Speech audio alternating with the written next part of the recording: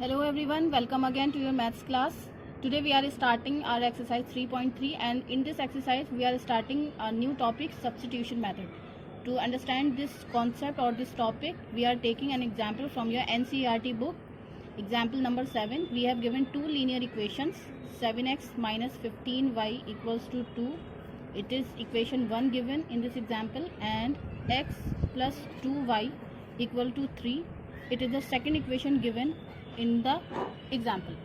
Substitution method में आपको क्या करना है, सब्स्टिट्यूशन के नाम से ही पता चल रहा है कि आपको सब्स्टिट्यूट करना है, यानी कि एक प्लेस से वैल्यू को उठा करके दूसरे प्लेस में पुट कर देना या अप्लाई कर देना इज़ द सब्स्टिट्यूशन मेथड.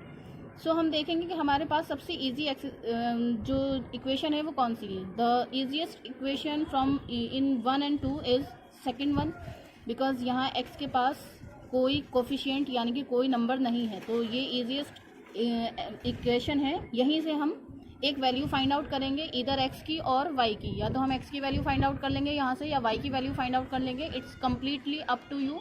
आप किसी की भी वैल्यू फाइंड आउट कर सकते हो, पहले x की कर सकते हो या y की भी कर सकते हो, इससे कोई फ़र्क नहीं पड़ता. सो हमने देखा कि x के पास कोई दूसरा नंबर नहीं है, ये इजी इक्वेशन है. और इस इजी इक्वेशन में भी x की वैल्यू y की वैल्यू से और भी ज़्यादा इजी है, क्योंकि y के पास 2 है लेकिन x के पास कुछ नहीं है. इसका मतलब यहाँ से x की वैल्यू को फाइंड आउट करना बहुत ही इजी हो जाएगा. सो इसका सॉल्यूशन स्टार्ट करते हैं.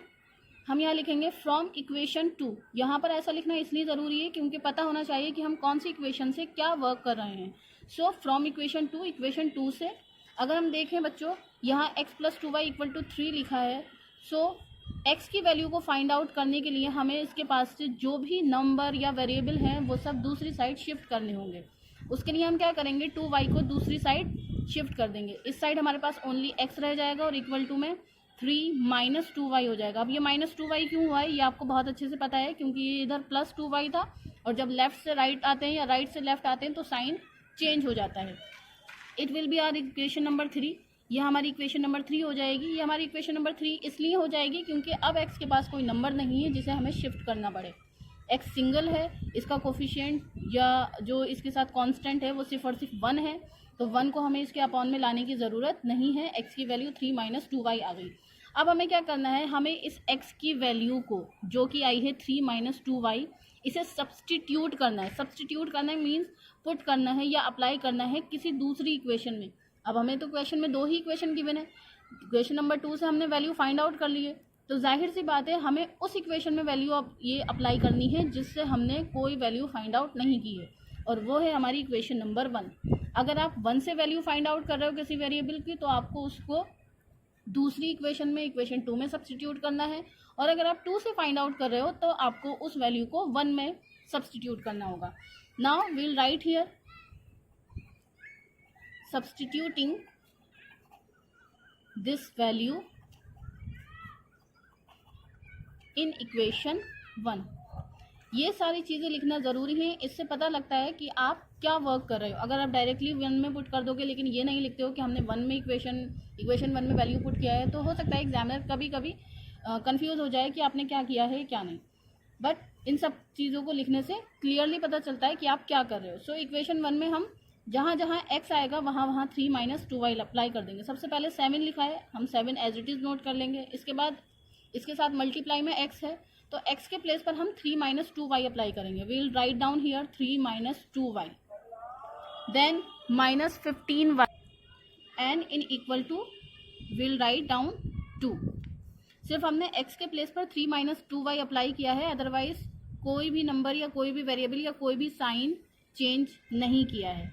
इसके बाद हम क्या करेंगे, इस ब्रैकेट को रिमूव करेंगे. इस ब्रैकेट को रिमूव करने के लिए हमें 7 से मल्टीप्लाई करना पड़ेगा इस ब्रैकेट के अंदर जितने भी एलिमेंट्स हैं उन सभी एलिमेंट्स से.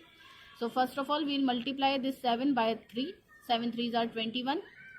आफ्टर दैट आपने देखा कि 7 पॉजिटिव था, 3 भी पॉजिटिव था, तो दोनों प्लस प्लस प्लस रहे, इसलिए 21 प्लस का नंबर है. बट 7 प्लस है और 2y माइनस का है, तो plus minus will make minus, and 7 2s are 14 और इसके साथ में y. Then minus 15y as it is note कर लेंगे, इक्वल टू 2 भी एज इट इज़ नोट कर लिया जाएगा.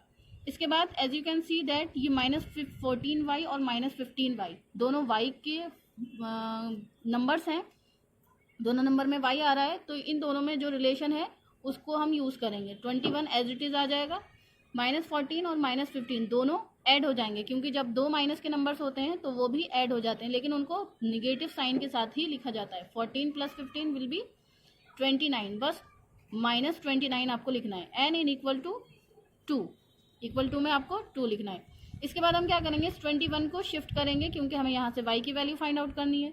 तो -29y एज इट इज़ रहेगा, 2 एज इट इज़ रहेगा, और ये पॉजिटिव 21 इधर आकर के -21 हो जाएगा। 21 पॉजिटिव निगेटिव है और 2 पॉजिटिव है। प्लस माइनस में माइनस का रिलेशन होता है, यानी सब्ट्रैक्शन का रिलेशन होता है। सो आपके पास जो रिलेशन के हिसाब से रिमाइंडर आएगा, इट विल बी -19, क्योंकि -21 बड़ा है इसलिए माइनस के 19 बचेंगे। माइनस से माइनस आप कैंसिल कर देंगे, it will be 29y equal to 19, and then y की वैल्यू हो जाएगी 19/29। 19/29 क्यों हो जाएगी, वो इसलिए हो जाएगी क्योंकि y के पास 29 मल्टीप्लाई की फॉर्म में है, तो 19 के पास आकर के वो डिवाइड की फॉर्म में आ जाएगा। इसका मतलब हमने एक वैल्यू तो फाइंड आउट कर ली है, एक आंसर हमारे पास आ गया है। हमारे पास जो लीनियर इक्वेशंस हैं उसमें x और y दो वेरिएबल यूज हो रहे हैं दोनों ही इक्वेशन में। अब हमने एक वेरिएबल की वैल्यू तो फाइंड आउट कर ली y की, लेकिन अभी हमने x की वैल्यू फाइंड आउट नहीं करी। तो x की वैल्यू कहाँ से फाइंड आउट होगी, इक्वेशन नंबर 3 से। x की वैल्यू है 3 - 2y के इक्वल। अब हमारे पास y की वैल्यू तो है, so will apply the value of y in equation number 3। Apply means substitute करना है, so will note down here again substituting this value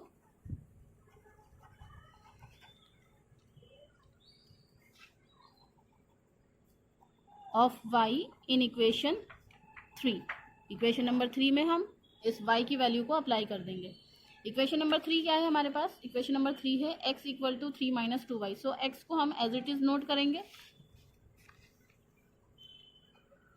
equal to 3 - 2, और y के प्लेस पर हम नोट करेंगे 19/29। आप देख रहे हैं इस 2 से हम 29 को डिवाइड नहीं कर सकते, इसलिए 2 का मल्टीप्लाई हम 19 से कर लेंगे। It will B 3 - 19 2s are 38/29। इन दोनों टर्म्स को सॉर्ट आउट करने के लिए आपको एलसीएम लेना होगा। 3 के अपॉन में 1 है, क्योंकि जिस नंबर के अपॉन में कोई डिनोमिनेटर नहीं होता वहाँ 1 होता है। So the LCM of 1 and 29 will be 29। 1 से डिवाइड करेंगे 29 को, इट विल डिवाइडेड बाय 29। ये 29 टाइम डिवाइड होगा, इस 29 का मल्टीप्लाई आप 3 से करेंगे तो 29 3s are 87, माइनस यहाँ 29 से 29 को डिवाइड करेंगे आप 1 टाइम में डिवाइड होगा, और उस 1 का मल्टीप्लाई 38 से करेंगे, it will B 38। Now subtract 38 from 87, क्योंकि ये पॉजिटिव नंबर है और ये नेगेटिव है, सो प्लस माइनस में हमेशा सब्ट्रैक्शन का रिलेशन होता है, प्लस माइनस माइनस होता है, इसलिए सब्ट्रैक्शन का रिलेशन होगा। And the value of x will be 49/29। So here is the value of x। अब हमने दोनों वैल्यूज फाइंड आउट करनी है, so it is our answer.